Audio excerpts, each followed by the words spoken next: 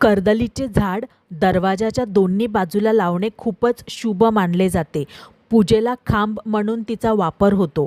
अंगणामध्ये तुलस नक्की असावी, परंतु तिथेच दरवाजासमोर नसावी. घरामध्ये प्रवेश करताना नेहमी दरवाजासमोर काटेरी झाडे लावू नयेत.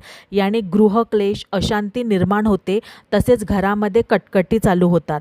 दारासमोर नेहमी प्रसन्न वाटेल असेच झाड लावावे. गुलाब आणि कोरफड हे दोन रोपटे वाईट शक्तीपासून घराचे संरक्षण करतात असे मान्यता आहे.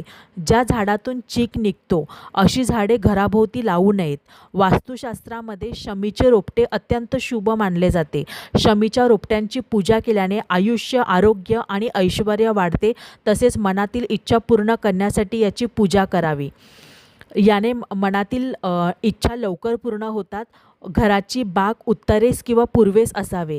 घरासमवेत कडुलिंब लावल्यास घरातील व्यक्तींचे आरोग्य चांगले राहते. वायू प्रदूषणापासून बचाव होतो.